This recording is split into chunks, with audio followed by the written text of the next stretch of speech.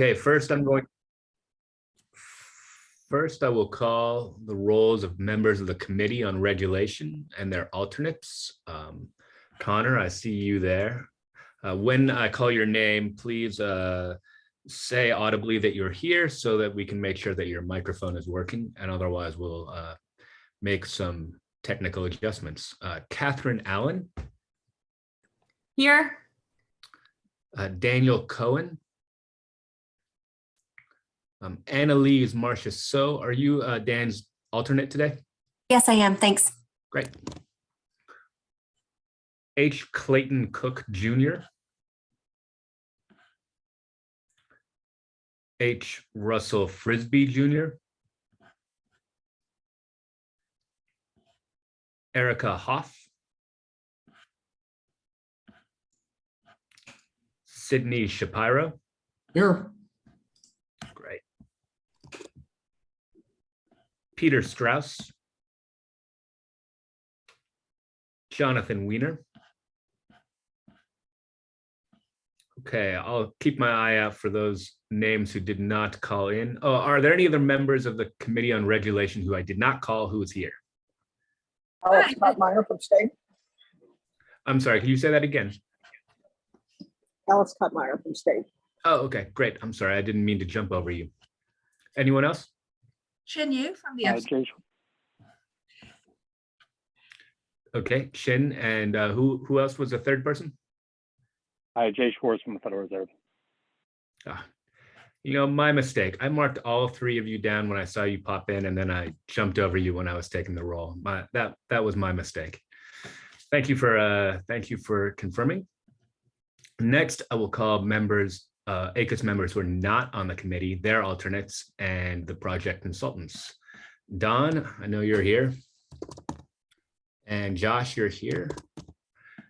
Peter Constantine. Tobias Dorsey. Stephanie Tatham. Present. William Funk. And Miriam Vincent. I'm here. Great. Are there any other ACUS members at all, or that I did not call? Okay, sounds like we have a quorum for the moment. I will hand this back over to Connor. Oh, sorry, I forgot Carrie Ritchie. Oh, great. Thank you, Carrie. You bet. Okay, thank you, Matt. And now I will turn it over to our Vice Chairman and Executive Director, Matt Weiner, for any opening remarks. I don't have any opening remarks other than to thank everybody for joining us on a Friday afternoon for this committee meeting. Thank you, Matt. I'll just briefly go over the ground rules, which you are familiar with. Only ACUS members, whether or not you're on the committee, have full speaking privileges. If you're not an ACUS member, please write in the chat if you'd like to speak. As usual, please keep your microphone on mute, and please use Zoom's hand raising feature if you'd like to speak, and that will help me keep the queue, and I will call on you. If you're speaking, please turn on your webcam. Participation by non-ACUS members requires unanimous consent of the committee, and I'll consider calling on folks time permitting, and I will presume lack of objection as consent.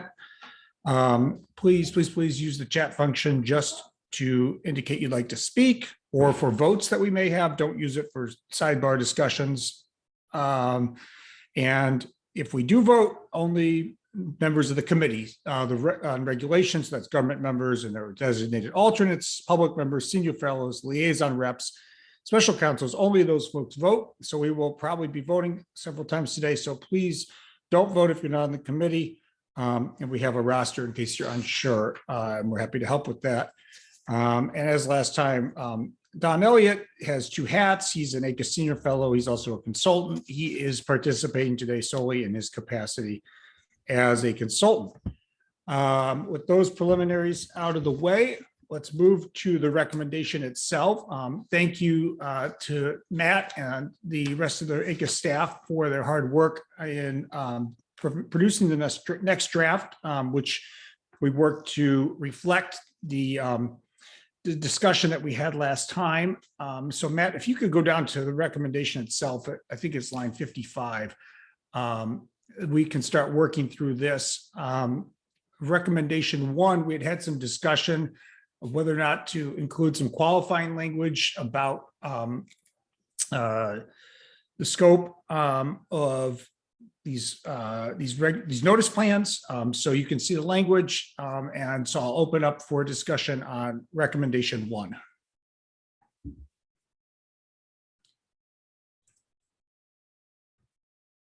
And Jin.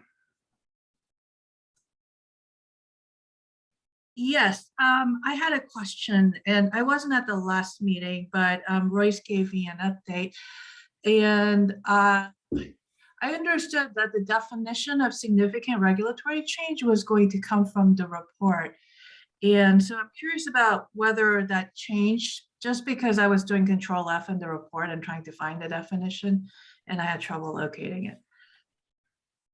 I will let our consultants speak to this.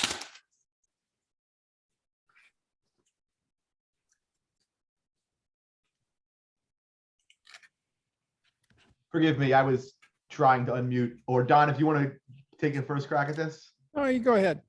Okay, so just to make sure I understand the question is how do we define significant regulatory changes in the report, or is it where that will be located in the recommendations or preamble? I think it's a couple of things. Yes, one is, are we carrying over a definition from the report? Just because I couldn't find it and find the language that was in here. And then question number 2 is, when I saw this, I thought, people may wonder where we got this definition. And so if we are getting it from the report, it might be useful to, reference that in a footnote in the preamble or something. Well, I will defer on the question of the best way to reference it in the recommendations and preamble, although I think certainly I'm happy for that to cite the report. In the report itself, you'll find the definition section beginning on page 18. And the first definition in that section is significant regulatory changes, which is the discussion is fairly robust, and I won't get into all the details, but if the language that I think, Connor, did you just have it highlighted in the draft changes? Yes, there it is, right. A change in law or policy that can reasonably be expected to change the behavior of such persons. So just very briefly, our goal here was to be clear that not everything an agency does is a significant regulatory change, but that the term significant regulatory change should be understood as something broader than what most of the legal definitions that are similar would represent. So we're not talking about a change that would, only those changes that would trigger the Congressional Review Act or OMB review or things of that nature. But we're looking at it from a broad definition from the perspective of interested parties. If they are expected to change their behavior because of this agency action, then that's something that as a general matter we would define as a significant regulatory change. Jen, Okay. did you have any? Go ahead. No, and that's helpful, and I don't disagree with any of that, but I think the preamble, I think, doesn't necessarily explain all of that. So I just think a little bit more context would be helpful somewhere. Okay, can you hold that? Yeah, while we work through the preamble, if you have a suggestion, we'll certainly entertain it. Don Elliott. Yeah, it is also discussed in the preamble at line 36, but it simply says the same thing that it says in the recommendation. I think the suggestion of citing to the consultant's report from the preamble, but not the recommendation, is a really very good one, because there's an extensive discussion of that in the report with a number of examples. And so I think it's a very good suggestion. We try to avoid footnotes in the recommendations, but I think that citing to the pages in the consultant's report where we explain why we came out there, I think is a good idea. But it is currently in both the recommendation and the preamble. When we use the term, we say meaning any changes in law or policy that can reasonably expect to change the behavior of such persons. And the wording is very similar in the recommendation in the preamble. And we intentionally decided to kind of leave it vague as to how many persons' behaviors would have to be changed. It's not necessarily one, so we've used plural. So we just left that to the good judgment of agencies. Given the differences in context and. et cetera. Yeah, and we consider, we did discuss this last time, but just to bring you up to date on what we said, we did look at the possibility of defining it in terms of the particular mechanisms that agencies use. And we decided that really wasn't viable because agencies use very different techniques from one to the other. And there's a long discussion of some examples, but one of them that sticks in my mind is DACA, which was basically a press release, but it would be of great interest to a number of regulatory beneficiaries as an announcement that the administration was going to be exercising prosecutorial discretion with regard to certain categories. So I think that's a good illustration of something that could be a significant regulatory change. And again, this is discussed for multiple pages in the report. So I think it's a really good idea to cite to that in the preamble, where at line 36, we make that point. I think that's a great resolution. We can work through that when we go through the preamble. But Jen, did you have further thoughts? No, thank you. Okay. If you don't mind just taking your hand down, Jen, it will help me manage the queue. No rush on that. Annalise.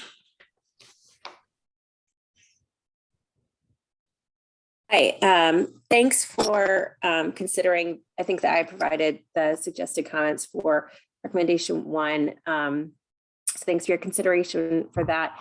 I think I may have even suggested this as appropriate for the needs of potentially interested persons language, but on reflection, I think that the latter half of that might be superfluous.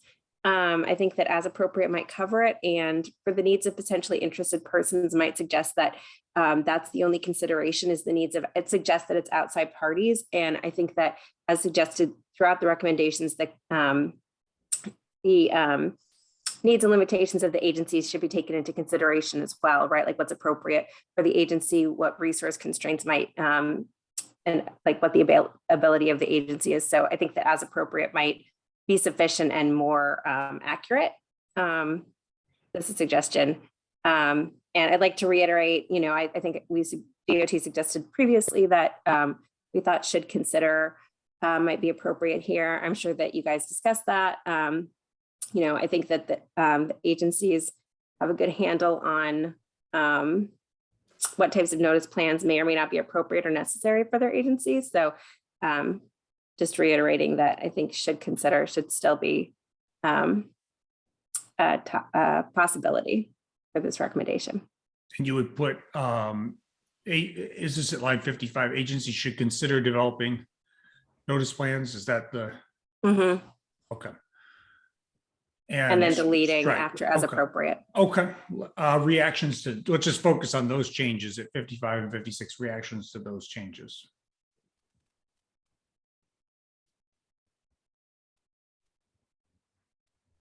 Does anybody object to the way that that language reads now?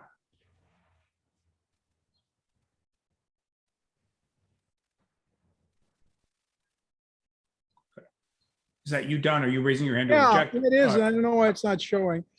Well, I've been thinking about this. I think we need something just stronger than considering. But maybe we could say, because I think we're really trying to change agency behavior as opposed to just have agencies say, oh, well, we're already doing that. And I think the idea behind this is that agencies should consider their strategies for providing notice systematically and periodically review them. And I think perhaps developing notice plans is one illustration for that. But maybe the idea is that, agencies should systematically develop plans for how they provide notice and periodically review them. I think that would probably, I think that change makes sense. And I think that, at least from my agency's perspective, it is something that we might cause us to reconsider how we address notice and determine whether or not notice plans are appropriate and in what circumstances. So it would address those concerns. Yeah, I think the notice plan is not so much the be all and end all, as what we really want to make sure is that agencies consider systematically their strategies for providing notice and periodically review them through devices such as notice plans. We want to try to put some language up and see how folks react to it.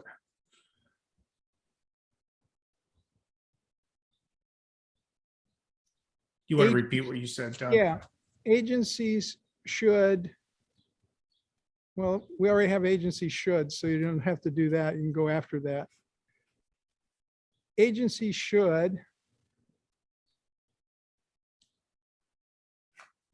develop systematically, develop strategies for providing notice and review them periodically, including considering developing notice plans as appropriate.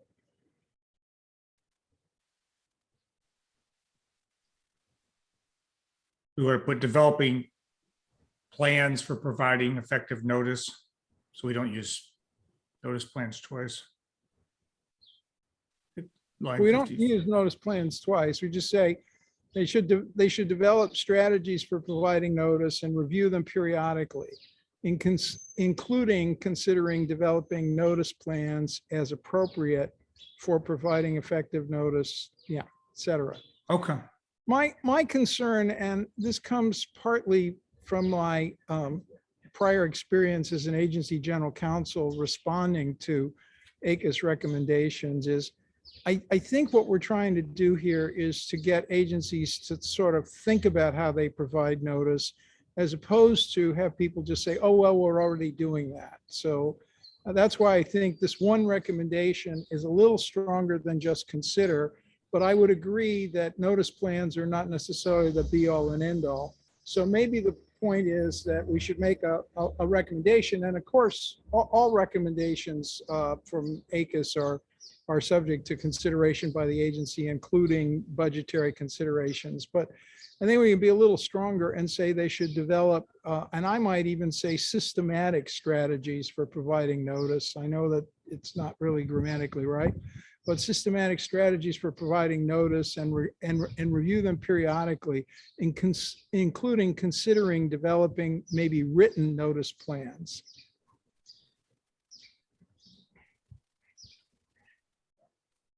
And I don't have a problem with as appropriate for providing effective, blah, blah, blah. But I kind of like that approach because it really goes to what we're really concerned about, which is thinking about this systematically and reviewing it periodically. And written notice plans is one technique for doing it. But I would agree that that's not necessarily the only way. Reactions to this path as it's up on the screen. My only reaction, Don, is just a little bit of a concern that we don't really go into other, in this section at least, anything other than notice plans for this part at least. And so people may wonder, well, what else are you talking about? We do have strategies below. Yeah, that's a good point. We might want to change the heading to developing and reviewing notice strategies. Because the review is at least as important as developing. and then just strategies rather than plans. I don't really think, I can't really think of anything else other than notice plans to do it systematically. But I think the point was made last time that some agencies might not want to have a single notice plan, including considering developing written notice plans, plural. So, you know, with some agencies that have a number of sub-agencies, you might have separate ones, but I can't really think of anything else, Connor. Reactions to how recommendation 1 in the heading look. Jay Schwartz. Just a question. What do we mean by systematic strategy in this context? I'm having trouble understanding it as to exactly what that means. Sid Shapiro.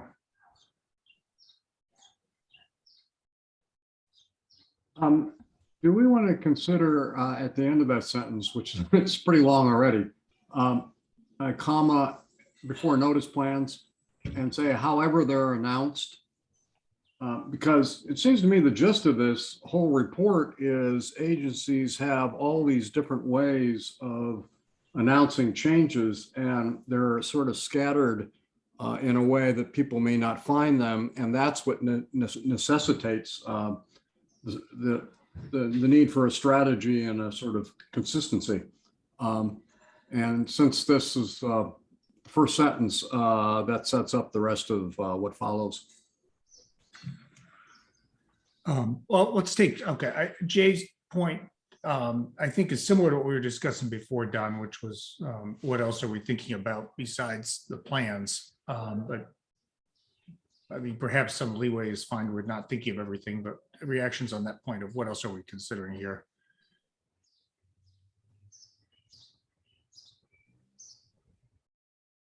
Connor, should I speak? Sure, if it's on this subject, sure. Yeah, well, I'm sorry for being late now and for having missed the first meeting, both for unhappy medical, well, not that unhappy, pretty much resolved medical reasons. As I think I wrote then, the thing I most missed from this is setting up opportunities for people who know they want notice about particular events to have a place where they can register that kind of desire, not to get all emails, not to be on a general listserv, but if the word eggs appears in anything that you're putting out, Department of Agriculture, I want notice of that. My sense is the capacity of today's computers is such that that ought really readily to be done. My sense, Peter, is we could look at where that fits within the next section on all the specific strategies. We can see what our consultants think, but for the notice plans, that might be too specific for this section on the plans, but maybe more with the strategies. Yeah, we agree with Peter that that should be something, but I do also agree with Connor that it probably comes later when we talk about specifics. Fine. I'll make a note, Peter, and help remind us when we get there. Sid, did you have a follow-up on? Yeah, sorry. However they're announced, I meant that to modify changes, not notice plans.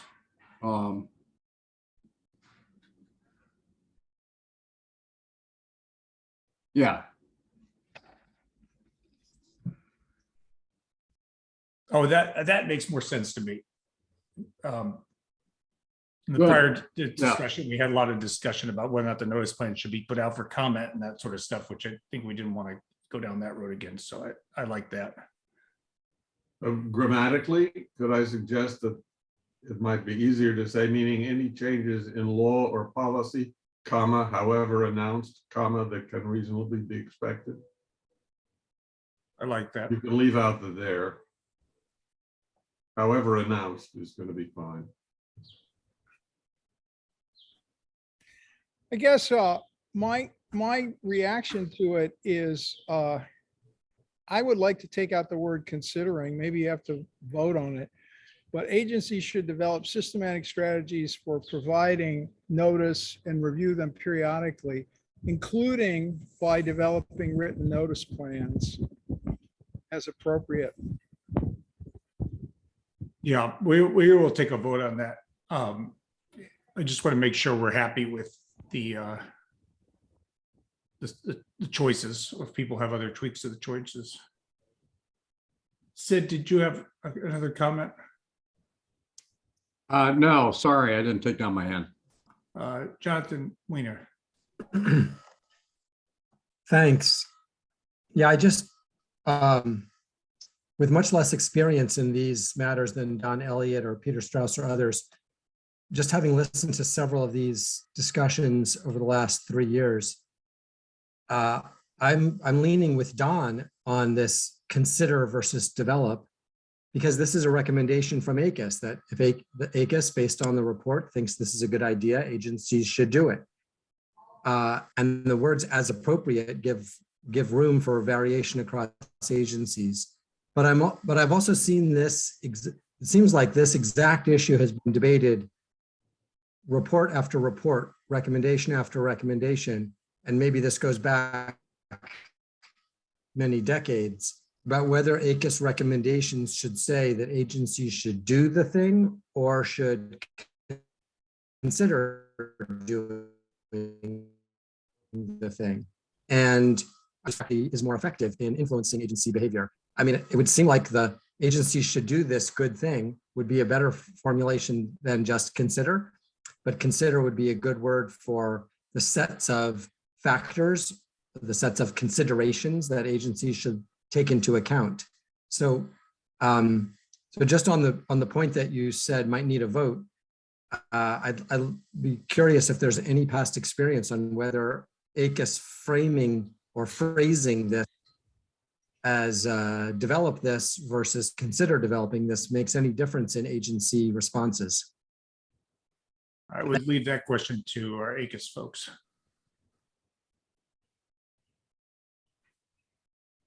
Yeah, I don't think we've really done any sort of empirical analysis of sort of how it's affected the implementation. I think as a general matter, yeah, should would be perceived as is stronger, more imperative than the should consider. And you're absolutely right that it's, it comes up every single time and every single plenary session. Some would prefer the softer formulation, some would prefer something more prescriptive. I don't think that we have sort of any evidence as to sort of the downstream effect then if agencies are more or less likely to proceed in a particular direction, depending on whether one or the other formulation is used. Just a point of information for those who missed the last discussion. We do say consider with regard to pretty much all of the specific techniques that we identify. And as we discussed last time, it wasn't intentional to say that at least with regard to developing notice plans and reviewing them periodically, that would be something that we thought should be recommended. But I agree, the plenary may change it down to considering. There are people, including Alan, who make fun of our saying consider this and consider that at every. So there are different views within the plenary on that. Alan Morrison, I think, objects to saying everything should be considered and considers it implicit because these are ACUS recommendations.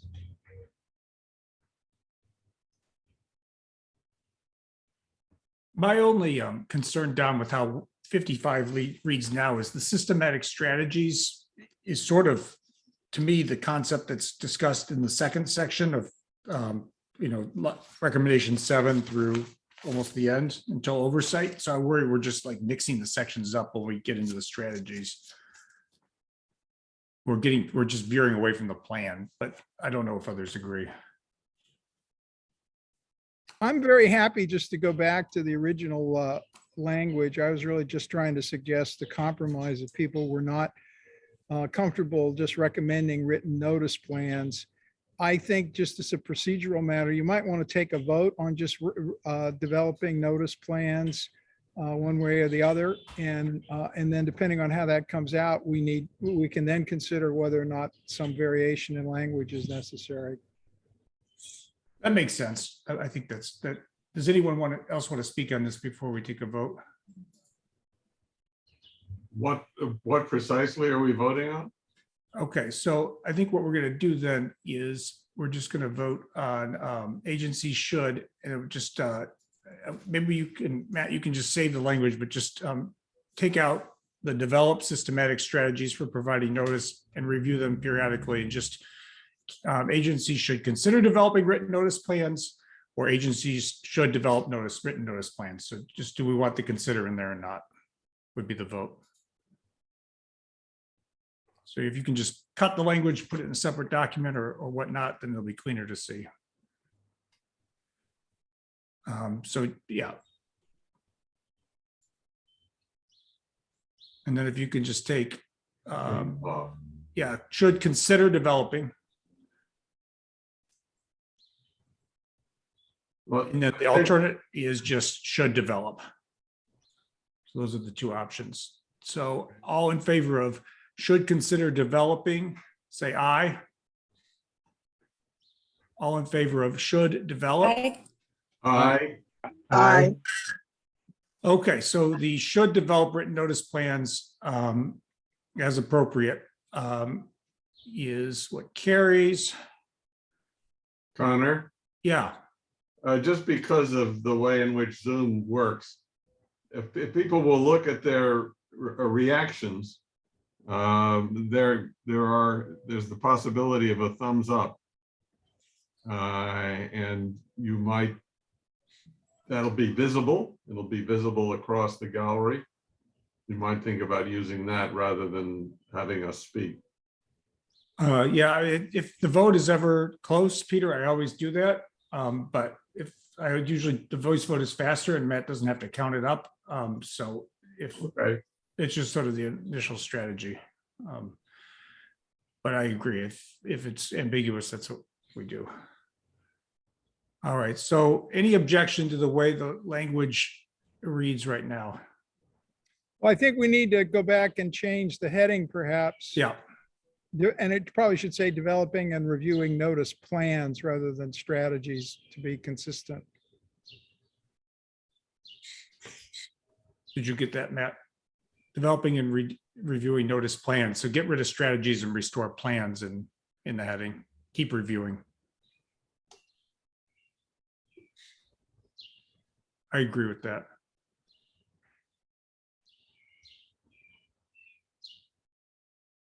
Reactions on number 1 to where we are, up to line 60 through line 64. Catherine Allen.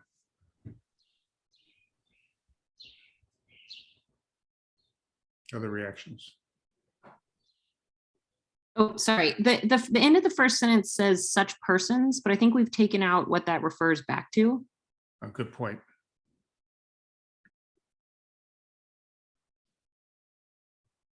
Well, it would be potentially interested parties. Yeah, so I think we should just take out, Potentially interested persons. right, such, take out the word such and move potentially interested persons down there. I think that's a good catch. Which will mirror the preamble's definition in the report as well. Good catch. Other reactions on number 1?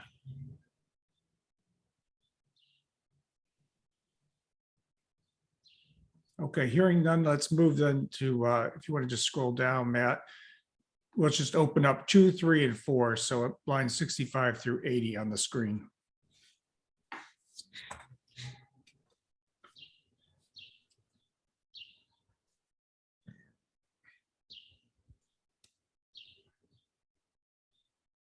Hearing none, we'll move down. Well, then. Go ahead. I heard what Don had to say before, and respect the notion that these are issues that are, at least in detail, most appropriately dealt with towards the back end of the recommendation. But as I read this first recommendation, it really is all about the agency aggressively or affirmatively deciding who they're going to give notice to and giving that notice, rather than establishing means by which individuals can identify themselves as interested in a particular kind of notice. I agree with that. And I think, not for me, that's in the computer age in particular, self-identification and some means for then limiting the amount of stuff that shows up in my email box or wherever is the way to go. Yeah, I agree with that, Peter. I think you make a good point. I think we should probably work that into number 2. That's where it comes in most closely.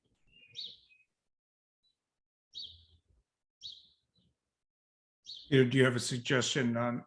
Or it could be in 4 in terms of feedback. Agencies could obtain feedback from potentially. But I think that when we actually get to, I mean, we certainly support this idea, and it should be someplace, Peter, whether it should be in the beginning or later, I don't have a view on. But I don't know whether, maybe this is a 5. In developing their notice plans, agencies should consider providing interested individuals with means to identify areas of interest for which they might receive automated notice. I think that's great. I would certainly support that. Josh, what's your view? I think we intended that, and I think it is missing now. Yeah, I concur. I think that's a very good idea. I don't know what the norm is on this, but we could also cross-reference to, I think it's recommendation, the recommendation that addresses emails and specifically what Peter is discussing, where we say you should be able to sign up and limit it to specific subjects. I don't know if we want to cross-reference that here or not, but I do think this is a good No, place. I think it's fine in both places. I think Peter is stating a more general principle, and I think it belongs in the beginning.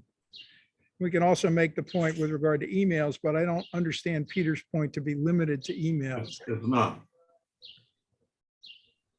Annalise. I would just, I think, I understand why it says automated, but in some instances like listservs, ours aren't necessarily automatically generated, and somebody might sign up for this, and this would suggest that it would not apply to that situation, like they're handwritten emails and they're sent by an individual. I would suggest removing the word automated there. I think that's a good idea because we also talk about the possibility of person-to-person meetings and other kinds of things in the report. So I think it shouldn't be limited to automated notice, although that's the main thing, but there are others as well. Peter, you react? Yes, okay, it's fine. All right, let's take that. Or it could say including automated.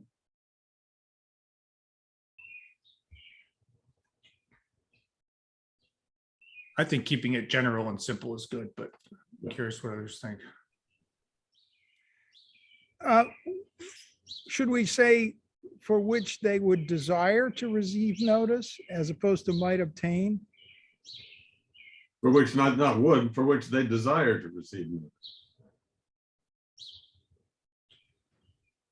Well, I that's like not that. what it currently says. For identifying areas of interest for which they desire to receive notice. Exactly. Take out might.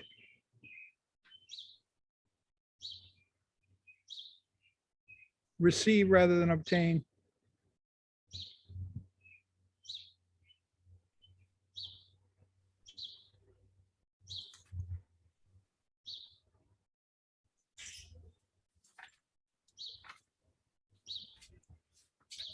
Does including automated, does that make sense with means?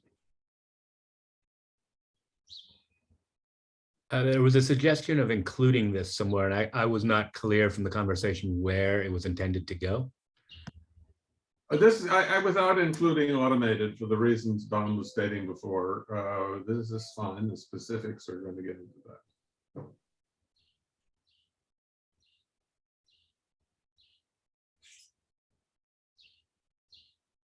Reactions to how it reads now?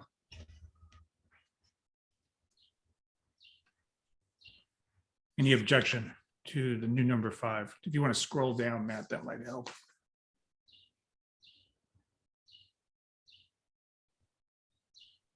Reactions to now what's 6 and 7, lines 84 through 92.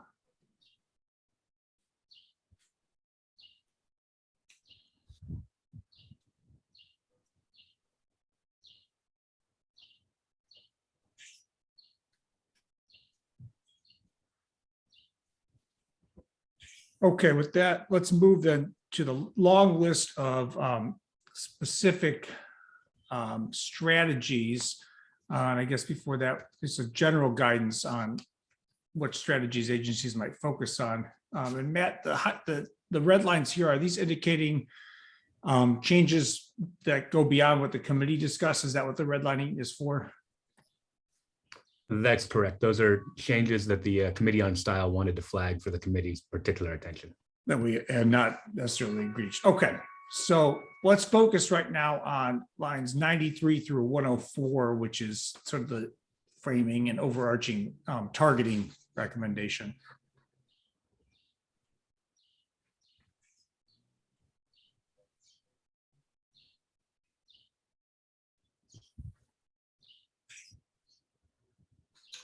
Well, So, yes, Peter. I don't know. I'm sorry, because I don't have this draft in front of me for whatever reason. I didn't receive it. I would be happy to see the addition of whether such strategies, F, provide an opportunity for self-identification of areas of interest. Can we see if we could, Peter, if you're happy with how we integrate it in the, as we walk through the specific strategies? I just worry a little bit about singling out specific strategies in the sort of evaluation. Well, the targeted does that already. And that is, again, these 5 things in the framework of the recommendation as a whole is all about agency generated outputs and what the agency should be doing to generate outputs, and not about self-identification. And you know, it's maybe it's a drum I'm beating too often, but I think providing opportunities for self-identification really is the name of this game. Other reactions to adding something about self-identification to number 8?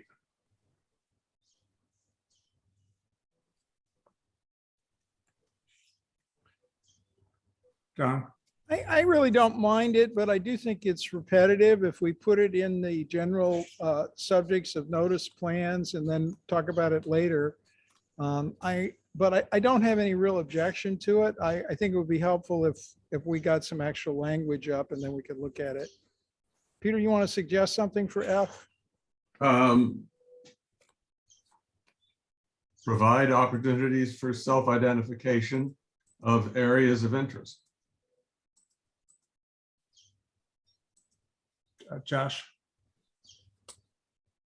So my only relatively minor concern with including that language here in this sort of preliminary piece is that a number of the strategies that are included below, they do not provide opportunities for self-identification, which isn't necessarily a shortcoming in the case of certain specific strategies, such as publishing additional material in the Federal Register, or hosting face-to-face meetings and so forth.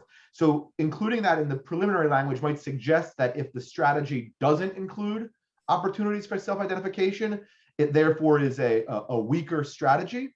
And I think that could be true in some cases, but is not true in all cases. And I'm not sure if I articulated that well or not. Hopefully, I think you hopefully did. I strongly agree with that point. But Don, did I see your hand? Yeah, I was going to say, I think we could perhaps accommodate that by saying provide opportunities for self-identification of areas of interest as appropriate. But I do think I do think Peter has a good point that this is something that ought to be considered. And so I think having it there, but with a little wiggle room is probably a good idea. I think that does the trick, yeah. Or as applicable. Yeah, it's applicable. That's fine. I don't know, I prefer to keep this focused on the strategies as, about the assessment strategies, but and targeting strategies, but I'm curious what others folks think. This is a targeting strategy. It's a here I am. I'm the target. Other reactions. Okay, let's take a quick vote. All in favor of adding what's at 105, say yay. Yay. Yay. All opposed, say nay. Nay. All right, the yays have it. Okay, let's go down then. Further comments on 93 to 105.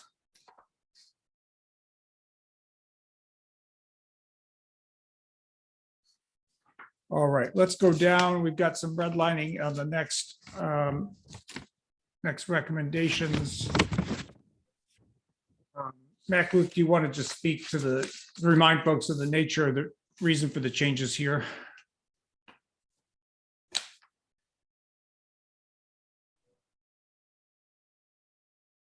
Okay, well, we'd had some discussion about being clear about the difference between actual notice and constructive notice, Federal Register publication of the entire document versus just a notice of availability in the Federal Register, and what strategies were we recommending in each section.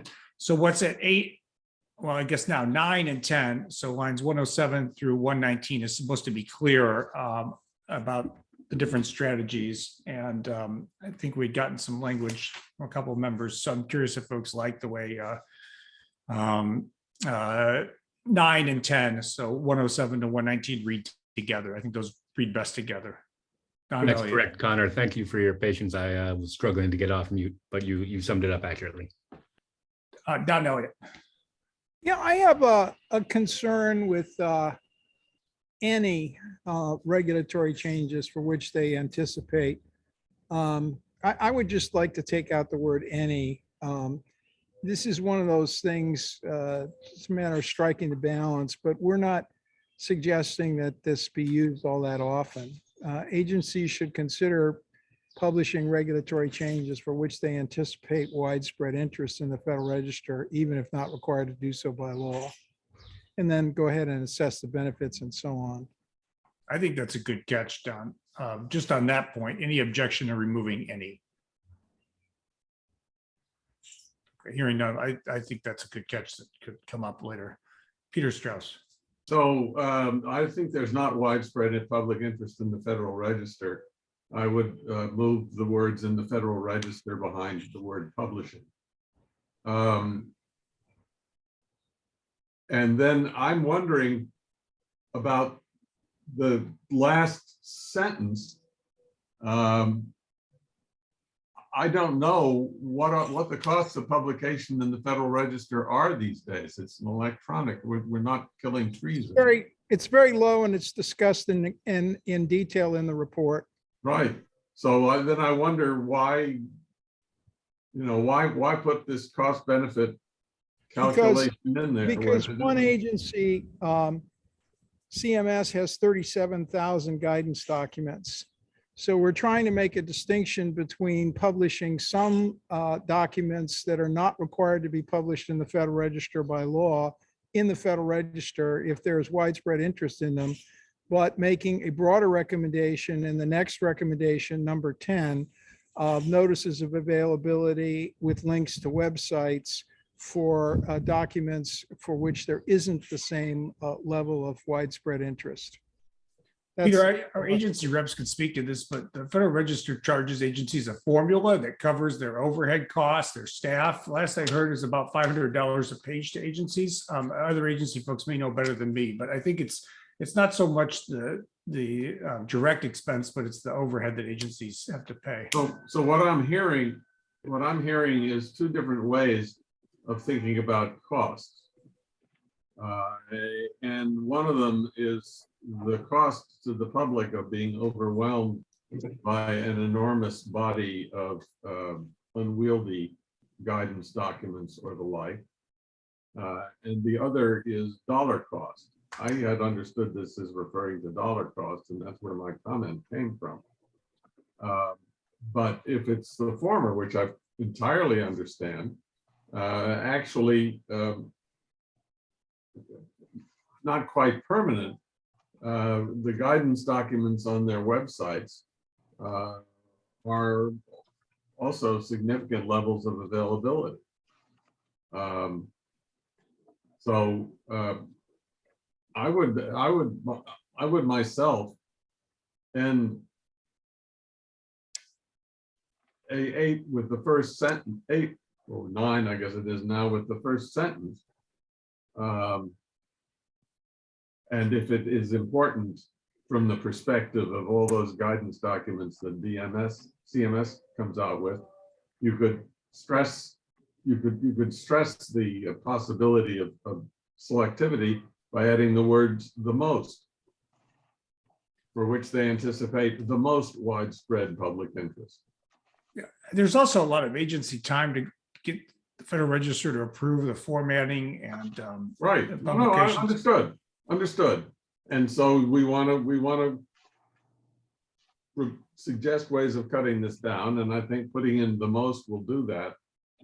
But it's the second sentence really isn't what this is about, as I understand it. Well, I disagree with that, Peter. I'm the author of the second sentence, and I think one of the problems with agency websites is they're not necessarily permanent.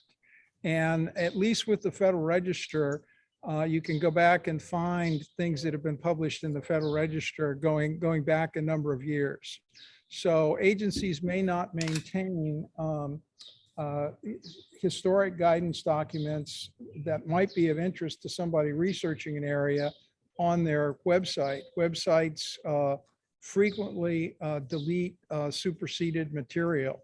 So the suggestion was that one factor to consider in whether or not it makes sense to publish it in the Federal Register is whether or not to make it available permanently. Now, there are some agencies, including EPA, that make historic documents available through the NPIS or something. But the idea was, if there's widespread interest and this is something that should be available permanently, the agency should at least consider publishing it in the Federal Register, as opposed to what we found in our interviews is that a lot of agencies focus solely on the question of whether or not something is legally required. And what we're trying to say here is there may be reasons to publish it in the Federal Register, even if it isn't legally required. So for which they anticipate the most widespread public interest, even if not required to do so by law, comma, given the benefits of making such changes permanently available to a broad audience. Period. I think we still need to acknowledge costs there to the agencies. Yeah, I like it better in 2 sentences, but I don't have a problem with the most.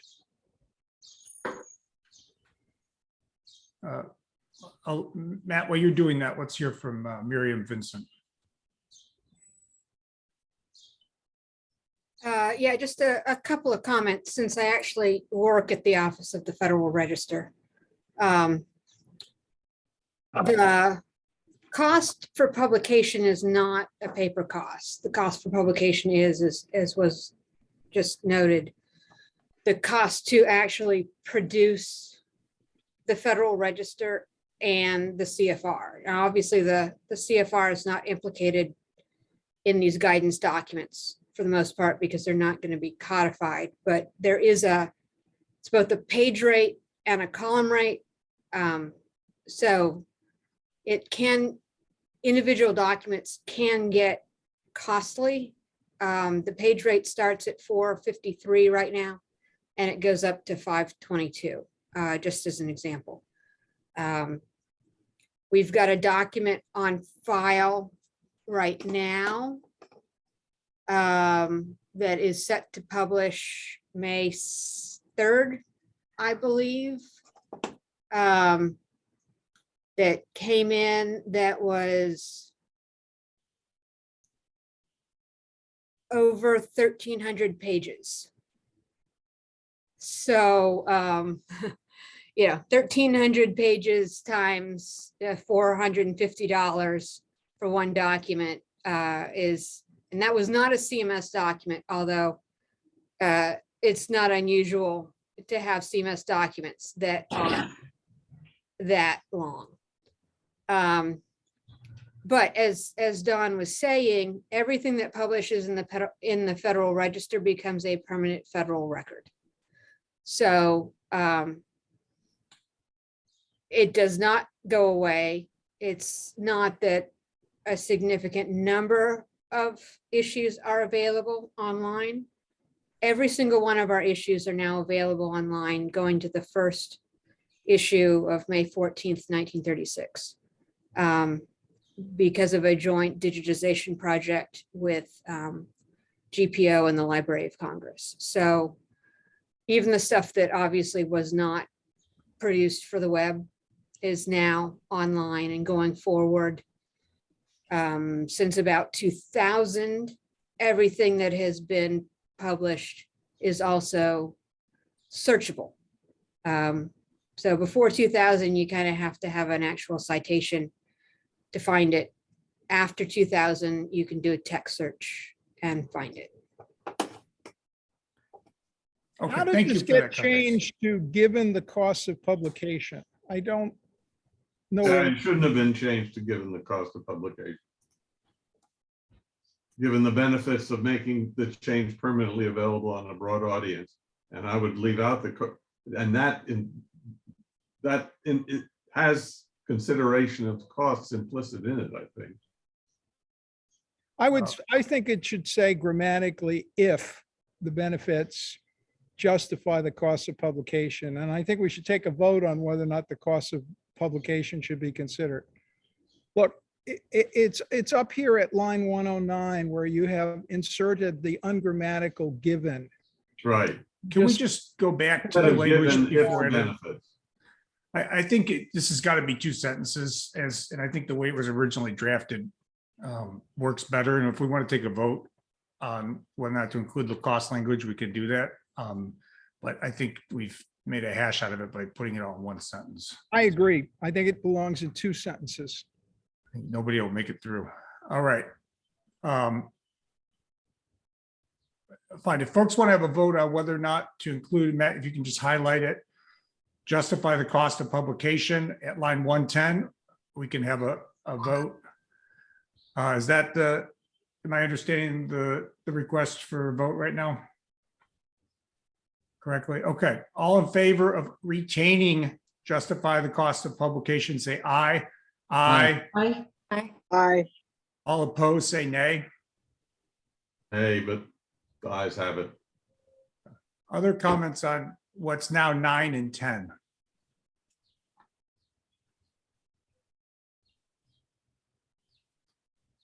I had a question for Miriam, and congratulations, by the way. It's great news to hear that all of the editions of the Federal Register are now online. I was wondering, is the cost of publication too narrow? Was that part of your point, or are you comfortable with that phraseology?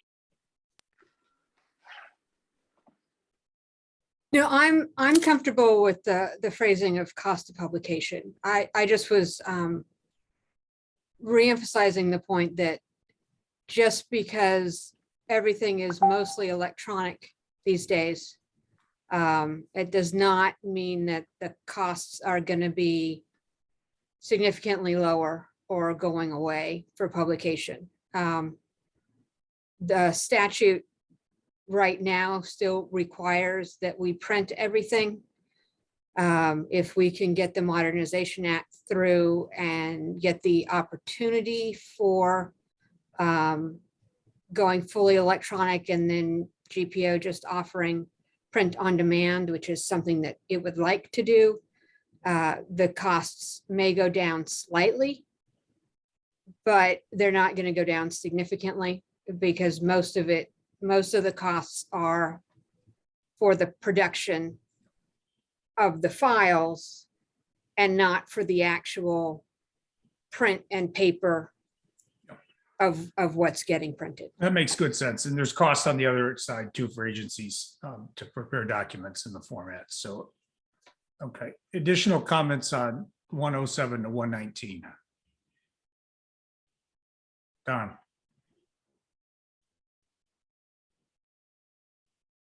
Sorry, I was muted. I'm very happy with just sticking with the costs of publication, but if people wanted to be clearer, we could say justify the direct and indirect costs of publication. Well, I don't think it's necessary. I think cost is broad. That's my sense, but does anyone else, anyone second the notion of saying direct and indirect?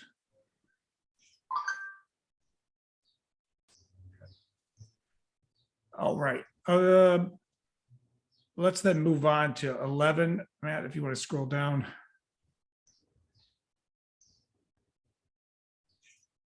Let's look at what we have. Let's do 11 through 14. So lines 115 through 133. Jen. Yes, my comments on number 12. So that's line 119 through 120. And I have a general comment and a specific point. The general comment is, so I hate to bring this back up, but this one just says should as opposed to should consider. And when I was reading through this, it seemed to stick out a little bit because the ones where we say, well, we don't include consider, you know, they seem to be the ones that the committee seems to care most about. And I'm not sure that was the intent here, at least with respect to this particular recommendation. And the practical point I wanted to raise as to, you know, why agencies might want to think about this first is, you know, presumably this could involve changes that are related to IT or contracting considerations, and that might in turn require additional funding, or there might be, you know, other more urgent IT priorities. So I thought maybe the committee might want to consider giving the agency a little bit more flexibility. Reactions on this particular point. Don, is your reaction on this part? Don Elliott. Oh, I'm fine with that. I think consider is appropriate here. Sid Shapiro, are you on this point? No, another one. Any objection to what's at 119 should consider optimizing? Hearing none, let's include that language and Sid, your comment. And line 121, number 13. We've got related to particular topics. I'm not quite sure what that means. Do we mean organized by particular topics? What our consultants speak to that? Because if you're going to look at the website, we're saying if you could put this up by topic and then fill in behind that various changes, that would be very handy in terms of following a particular area. So I thought you meant organized by rather than related to, but there might be something else going on here. Yeah, I think that's right. I don't think we wrote that language, and I think striking it would be helpful. Josh. Well, I would concur with Don. I think to the extent it's helpful, in the report, we described these summaries that we're discussing here at recommendation 13 as covering a sort of a single regulatory regime or something along those lines. I'm not sure that language would be helpful here. It may be better just to strike the language that's currently there. But just as a little bit of background, the idea was these dispersed regulatory regimes and pulling the information together in a summary.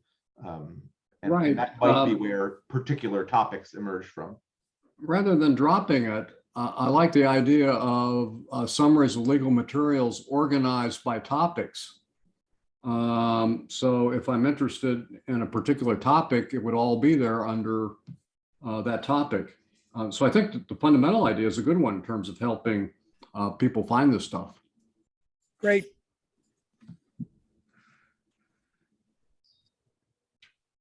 I think one, before we do that, any objection to the language at 121 through 122?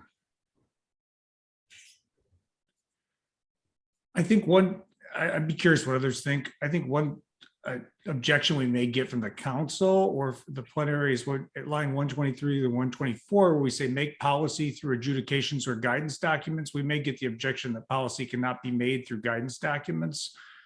I Well, we just, say announce rather than make. yeah, that might help.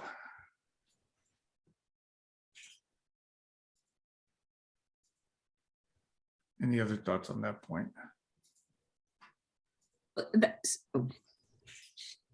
I heard some, Catherine Allen. Sorry. That just relates to kind of just a general kind of comment or question that I have. Are there any, well, it's just the term significant regulatory changes, it just keeps making me bristle a little bit as a former DOJ lawyer on behalf of agencies that would litigate cases having to do with whether something's a guidance document or, an actual, change in the law. And I guess I was just curious if any of the current, government members that are on the committee, if they had a similar reaction to that term, and if there's any, anything. I guess I'm just wondering if anyone else had a similar reaction, because obviously it does encompass, guidance documents, and I guess I just, wouldn't want to suggest that guidance documents are actually changing the law.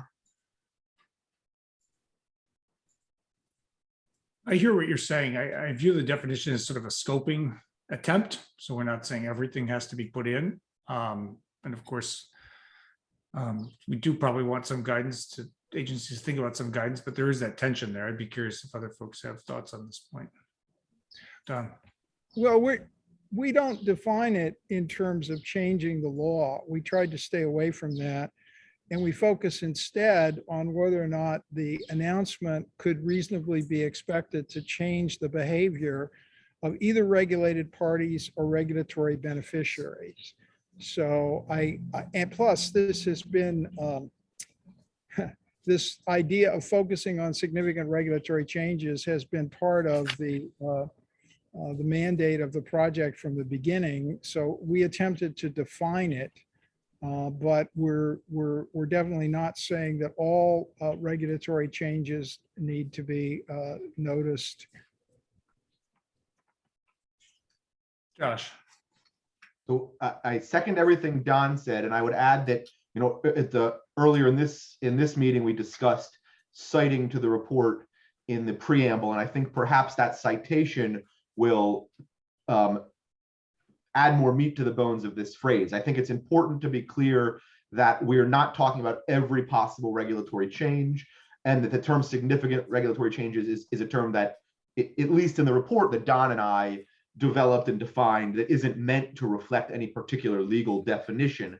But all the reoccurrences or appearances of significant regulatory changes within the recommendations, if read in light of the preamble, which we will get to and perhaps edit that language, might reduce the bristling if the term is not just defined in the preamble, but also cited to the report where the reader can see all the details that Don and I laid out.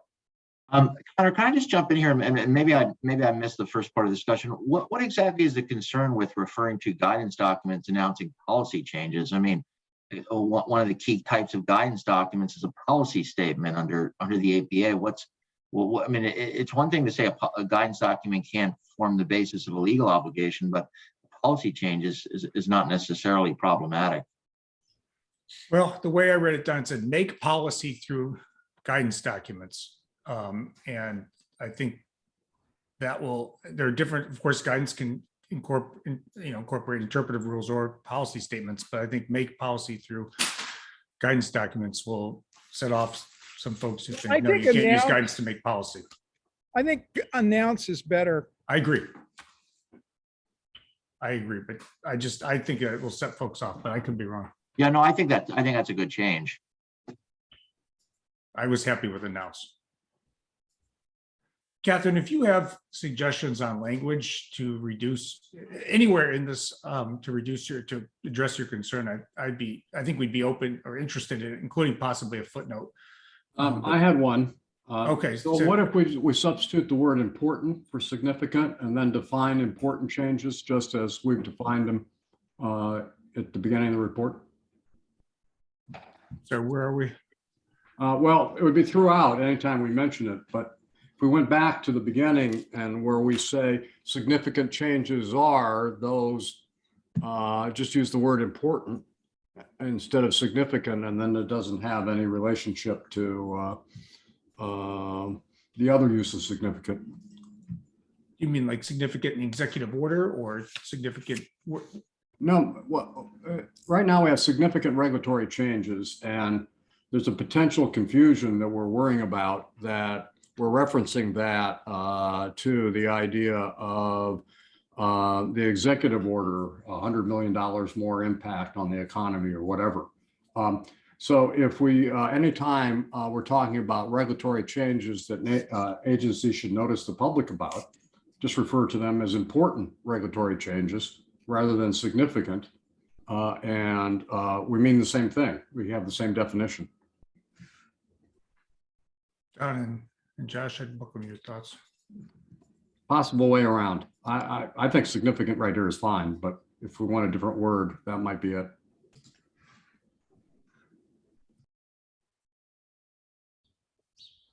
Take it the problem is not wanting a signal that sends you to EO 12866 or anything like that. Correct. Don. Yeah, we specifically discuss in the report why this is different. And I don't have a problem with using a different word. I think that's a good idea. I think important means has a little bit of a flavor of comparing one change to another change. And I think that what we're interested in is whether or not this is the kind of change in policy that might affect people's behavior. So perhaps we could say behaviorally significant first time. I'm sympathetic to Sid's idea that we don't want to use significant because it does have an established meaning, but I'm not sure that I think important quite captures it. I would agree with that. Could also drop a footnote the first time significance used, saying this is not related to the definition. We could do that in the preamble, and I think we probably should, because we do define it in the preamble. And again, we were going to be citing to the report, and the report says specifically that it does not necessarily have the same meaning that it has in the executive order, and we go into that in some length. So if we're going to be citing those pages, why not make the point in the preamble?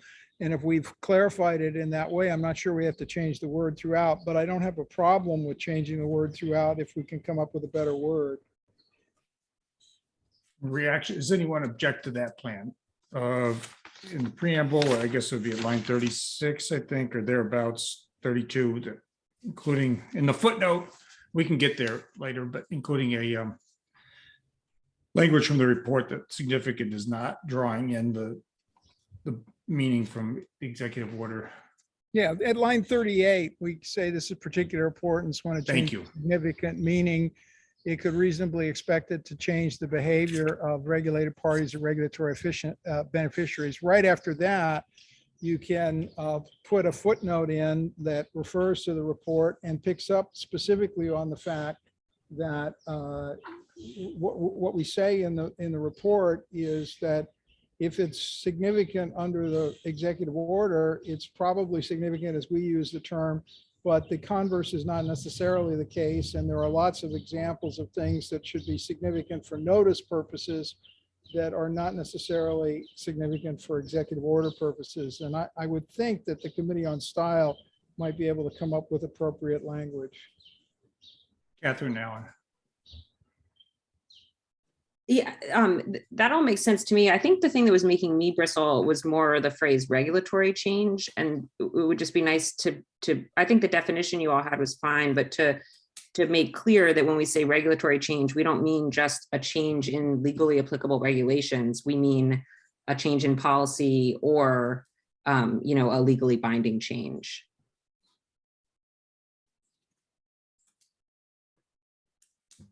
Do you have language in the preamble or? Yeah, I'll look at that for hopefully have something by the time we get there. Okay. Don, did you have a reaction? But if I'm the only one, that's why I was curious if any of the, you know, government members had this reaction too, or if I'm, you know, if I'm the only one, I might be the outlier. Reactions on that point? Don Elliott? May have lost Don. Okay, we'll focus on the definition, the preamble when we get there. Other comments on 11, 12, and 13 as they are edited now on the screen. So up to line 1 through line 129.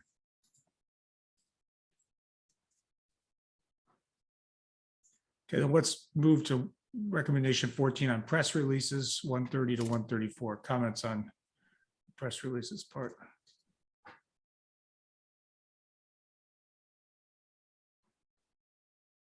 Don, I'm assuming you accidentally have your hand up. Okay, Peter, we are now moving to, let's do recommendations, new 15 and 16, which is, I think, the specific attempt to address your concern. Well, it is and it isn't. That is to say, this is all about listservs and email lists, which are, if I can put it this way, which are agency generated things. Well, listservs are often generated by private parties, as we intended. Well, but using listservs, but they are nonetheless, they are generalized things. And what I think needs to be in this recommendation, ought to be in this recommendation in the digital age, is providing opportunities for interested individuals to signal to the agency concepts that they personally want to have notice of about changes that pick up those concepts.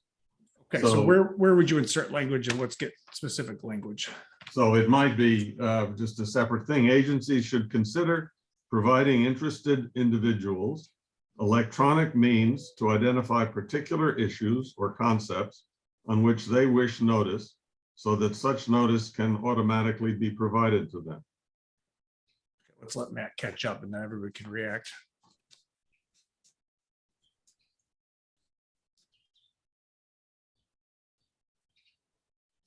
Peter, electronic means to identify particular electronic means to identify particular issues or concepts on which they wish notice. Comma.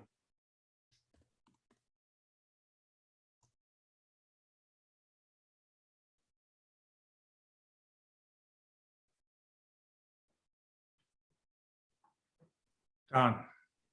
I'd be fine with that. I think we've said it twice previously, but I don't mind saying it a third time while we're talking in this context. So I think it's certainly a point that Josh and I agree with, and I think everyone on the committee agrees. Just a question of how many times we say it.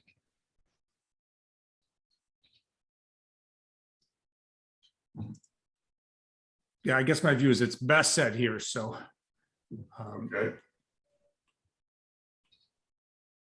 Reactions then to lines 135 through 151. 15, 16, 17, or yeah, 15, 16, 17.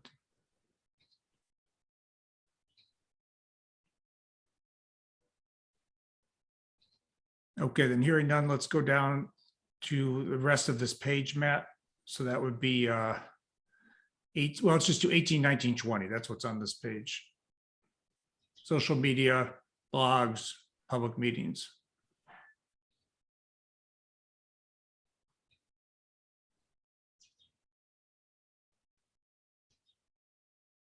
Hearing none, then let's go down to go down through 21 through 23, which finishes this section. Public meetings, training, intermediaries, organizations. Chin.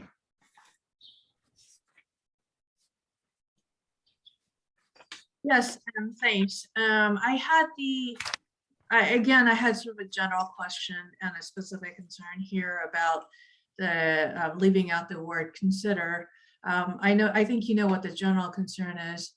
The specific concern is that I think it would be helpful to encourage agencies to be more deliberative when they think about this, because many agencies are subject to fiscal law riders that restrict the use of appropriated funds for certain publicity and propaganda purposes.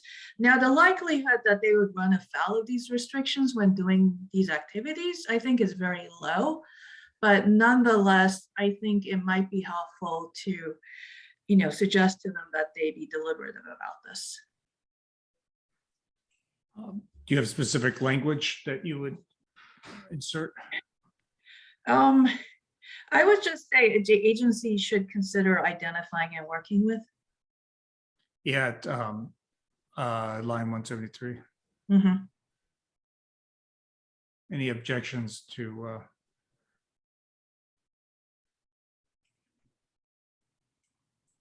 that addition? Other reactions on 21 through 23? Oh, sorry, I didn't raise my hand. Back to consider and identify and working with. It seems to me, should we include advocacy organizations that can be identified as helping marginal groups? Because all those are pretty mainstream media places, and I don't see how that would really get the word out to the other groups we've referred to. So we do have some language that we could potentially mirror at 95 through 97. Historically underserved communities, under-resourced, potentially interested parties. Right. Folks, Josh. I would just add that in our interviews, and we mentioned this in the report, many individuals, folks representing individuals and working in advocacy groups thought this was very important. So the inclusion of advocacy groups would track with our findings.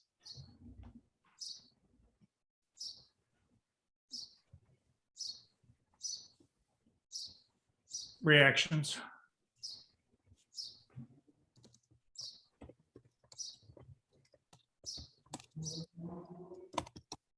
Sid, did you have a view on including the historically underserved groups, or do you? Oh, no, I think that's a good way to put it. Thank you. Other reactions on 21 through 23? Can I just raise a question about historically underserved groups? That phrase has just been added in this at this point. It didn't exist in the preceding draft, or did it?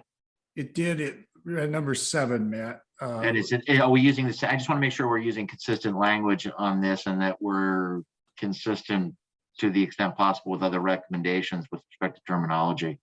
I guess it's now number. Yes, thank you. Reeve, does that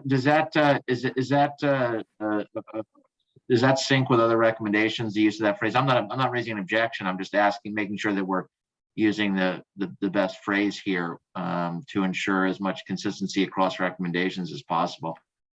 Yeah, give me a minute to check it. I think the answer is yes, but let me see precisely how we phrased it in past recommendations. We could just sort of track that language, but I believe we could address this later if need be. I just want to make sure that insofar as possible, we're as consistent as possible across recommendations. Yeah. Exactly. Matt, you might just flag it for the committee on style and a comment if that's okay. And then, yeah, we'll take a look at past recommendations and ensure consistency. We also have that now it's 8, the evaluation. I think we've been trying to hew to the executive order. I forget the number, but we can check it afterwards. Okay. Yeah, Just one caution to note about that is some of the groups that are historically underserved with regard to notice are not necessarily the same groups that are historically underserved with regard to other things. So I think it's fine to check the ACUS phraseology, but we may have to work a little bit on that with the Committee on Style because, you know, historically underserved groups has developed a meaning, and it's not necessarily the same with regard to notice. So for example, micro business would not historically be understood to be historically underserved group generally, but they are historically underserved with regard to notice. So, you know, we just have to be careful that we don't, in the desire for consistency, lose the meaning. Yeah, no, that's a very good point, and I hope I didn't suggest otherwise. No, you didn't. I just, Yeah, it's a caution for the Committee on Style, which may not include me. So I wanted to make the point and people could be aware of it. I'm sure we could get you on the committee, Don. Anything else before we move on to the oversight and assessment section?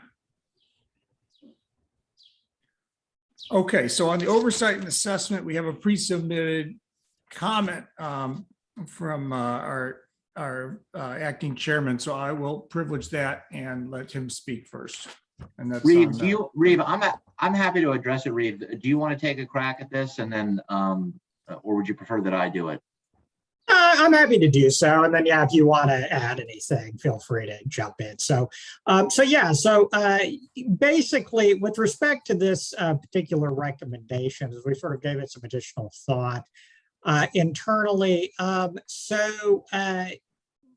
The implication, if the implication is that, you know, facilitating outreach among agencies would be sort of a special activity that the Office of the Chairman might undertake. We wanted to avoid any such implication because basically for all of our recommendations, you know, we ensure that they're circulated to the relevant agencies. We, you know, oftentimes have interagency roundtables or other events where we promote implementation of the recommendations. And in the vast majority of our recommendations, as Matt comment indicated, we don't include a special recommendation to the Office of the Chairman directing it to do that. That's just sort of implied, basically, that that's part of the implementation efforts. There have been recommendations where we've done more than that. So Matt flagged one specifically, recommendation 2019-2, the regulation of representatives recommendation, where we are actually convening a working group that will be preparing a set of model rules. So that's a more ambitious or extensive special undertaking on the Office of the Chairman's part that we would not typically undertake in connection with other recommendations. But with respect to this recommendation, it seems like what's contemplated is simply the typical outreach where, you know, we would help agencies share information about practices and so forth, which is something we would just do as a matter of course, you know, as part of our implementation efforts for the recommendation. So that's why we, or Matt submitted the comment as sort of our perspective is that if that's all it's intended, it would be more consistent with past practice not to have a specific recommendation on that point. Any Matt, did you have anything further? No, that I think well summarizes matters. Any objection to following the comment from ACUS and removing this? Well, what about the first sentence? I don't think the first sentence should be deleted. We didn't actually make a, I think the idea of having the conference's Office of the Chair do it was added by ACUS staff at some point along the way. But we think it's important to share information a bit with each other about their experiences, and we could not address, you know, who convenes it or whatever, but I wouldn't take out the first sentence. I'd just take out the second one. I do note the comment says evaluate whether the paragraph, especially its second sentence, should be included. So welcome comment on just deleting the second sentence. Yeah, there's no reason in terms of the concerns that Matt and Reeve have raised. that agencies shouldn't share information with one another about their experiences. How they're going to do that without some fora is a little bit difficult, but I think the principle that they should share their experiences and practices with one another is kind of motherhood and apple pie, but needs to be said. I wonder if there isn't in fact a forum out there, although not mentioned and or perhaps not appropriate to mention, in the Council of Agency Information Officers. They're going to be the ones who are particularly familiar with the ways in which their agencies' websites are constructed, the kind of electronic stuff that happens to them, and they will be able to share information about these issues. Alice Kottmeyer. Right. I was going to say that CAPRA is one particular forum, but there's also a pretty well attended regulatory attorneys group. In fact, we just met today. Christine McDonald runs it from DHS. And that's one, we meet every quarter, and that's one group that might be a possibility. Is that a sort of informal gathering? I mean, is it sort of an officially sanctioned group? Well, it's hard to know what's officially sanctioned because I don't know what CAPRA's officiality is, although I know ACUS now uses CAPRA and it's good that they do for the PRA side of it.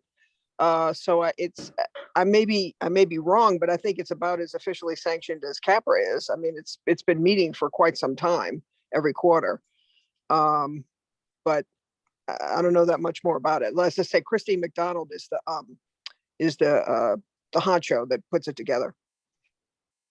And it's pretty much, it's all of the agency regulatory attorneys are invited, and the attendance today was pretty good. We met at noon to 1 today for the quarterly meeting. May I just ask a question of Don? Don, with respect to the first sentence here, does the point here that agencies should share information, wouldn't that sort of apply to almost every ACUS recommendation directed at agencies, with the result that, going forward, we'll just, as a matter of, just include this as sort of boilerplate in every recommendation? And is that perhaps not advisable? I think it's particularly important here because, well, first of all, I don't think we should try to designate the forum because the forums, change and certain groups and so on.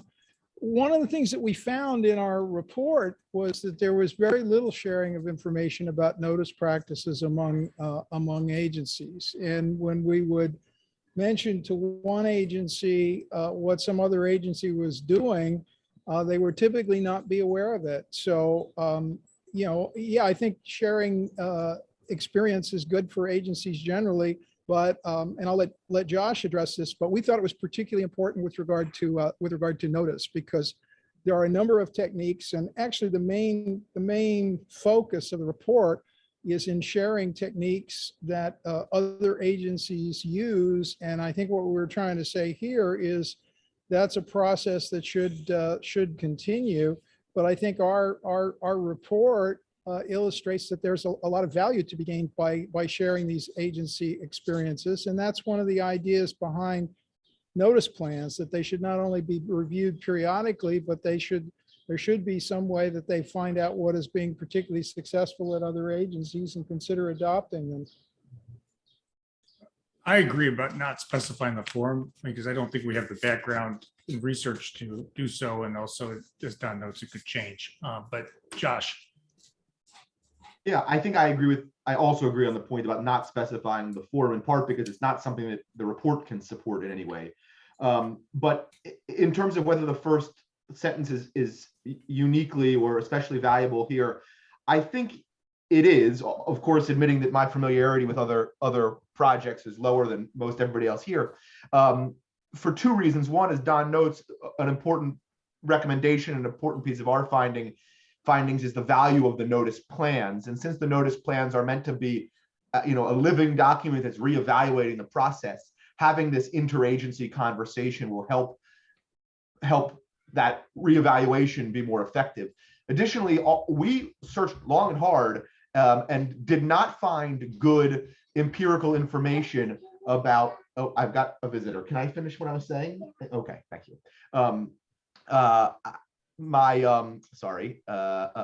We didn't find good empirical information about how effective different tools are for giving notice. So having agencies report back to one another about the effectiveness, I think, would be of a special value here. Here's Strauss. So I wonder if, without being specific about the fora or in particular about the conference, whether it would be useful to bring up the idea of interchange among administrative agencies. But by language like agencies should use the opportunities they have for interchange among administrative agencies to share.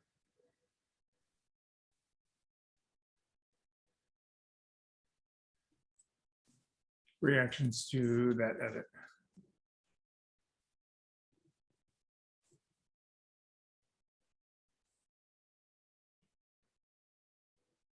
Let's take a quick vote then. All in favor of leaving what's at 190 through 192 in, say aye. Aye. Aye. Aye. All opposed, all who in favor of removing it, say aye. We will leave it in. Then let's turn our attention up to the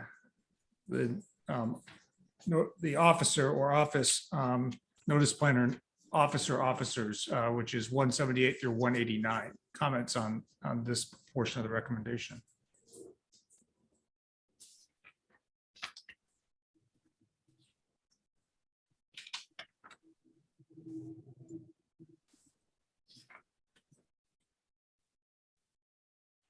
Okay, hearing none, then let's move to the preamble. I had received one offline comment on the recommendation, which the Committee on Staff can deal with it. But let's look now to page 1, which is what's up on the screen now, including footnotes. So everything on the screen now. Catherine Allen. Hi, so I guess I was just a little confused about the second sentence. So, and I guess maybe the modifier generally is okay, but where it says federal law generally requires that the public be notified of these changes, what is the law that requires notification of guidance documents? Like I'm thinking of things like internal agency manuals or things like that. I mean, I guess I thought there were a lot of things that would qualify as guidance documents that, that federal law does not require notification of. The Electronic Freedom of Information Act, the Electronic Government Act could both be seen as sources of obligation. Some extent, some of these are rules under the APA, the broad definition of rule, and they can be swept in by 5 U.S.C. 552, I think.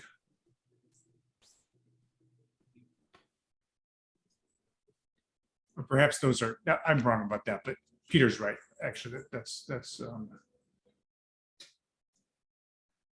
is that like affirmative notice or just when it's requested? No, the electronic obligations of agencies are to have all that stuff on their web.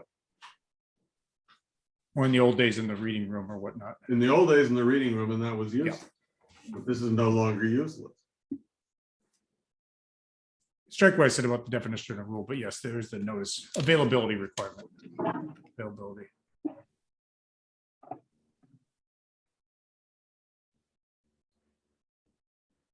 Don or Josh, anything on this point? Forgive me, I just walked back in from attending to one of my children, so I'm behind by a couple minutes. Don, real quick, anything on this?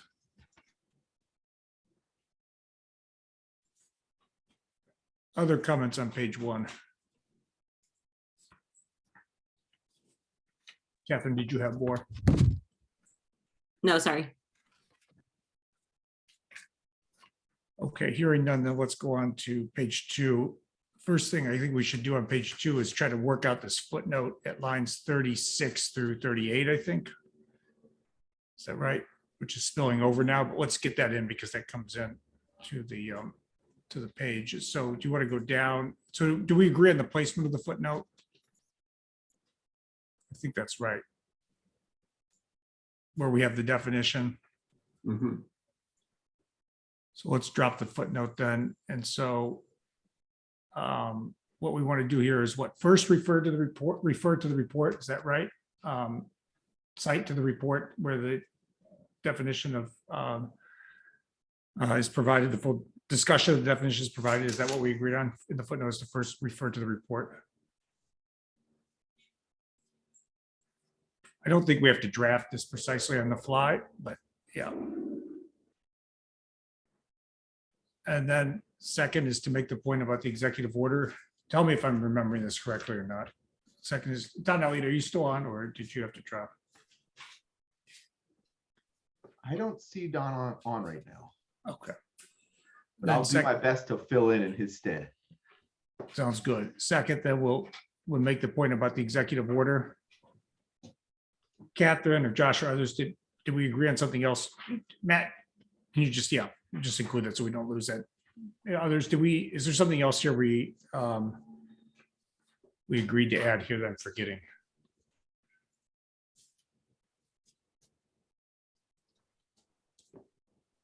Okay.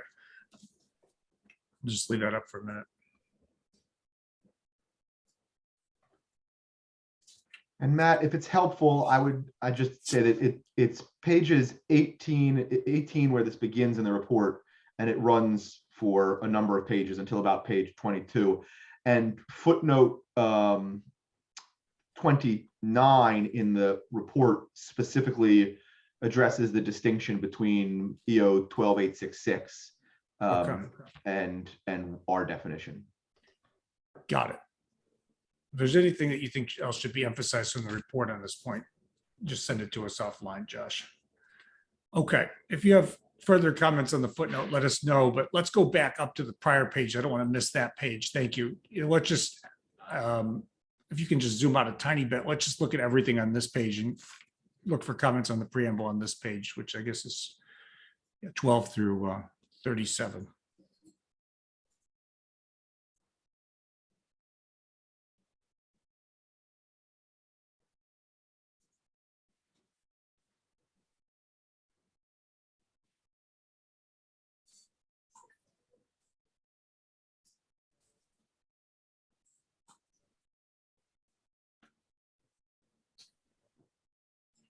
Okay, the hearing now, we can go on to page 3. We did some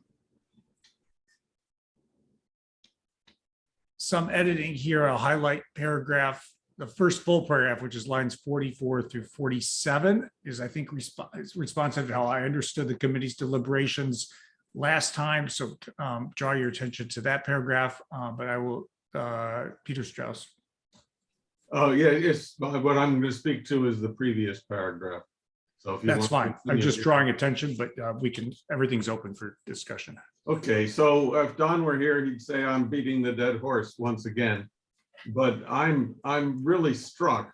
This recommendation never makes explicit reference to computers and computerization, electronicization, and the possibilities that opens. So I would add at this discussion of strategies, language on the order of the developing capacities of the computer age should permit agencies to construct website applications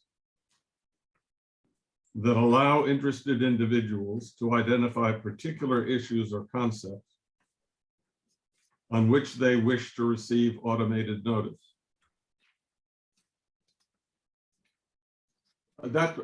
That's a strategy, and that is by me, but I'm quite willing to be regarded as an eccentric on the matter.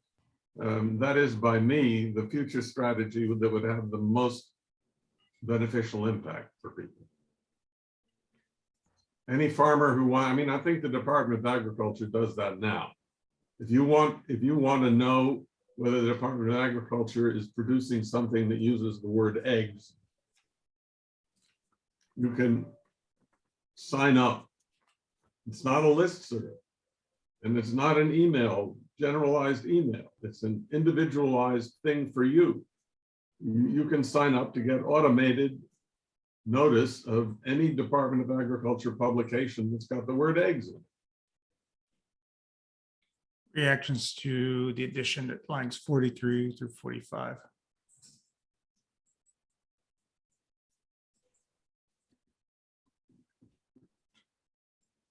Other reactions on, or any reactions on anything that's up on the page now? And Matt, you might scroll down. I think there's a lot, just one line. Go ahead. The developing capacities of the computer age should permit agencies. I am back, and I'm not saying you're beating a dead horse, Peter. I agree with you, and I don't mind saying it again. We've said it a lot in the report, but we certainly support it, and that's great. We do talk about how technology changes things, and so I think adding that sentence, I wouldn't have any objection to it. I think it's helpful, and particularly since we say it so many times in the recommendation now, it's helpful to have something about it in the preamble.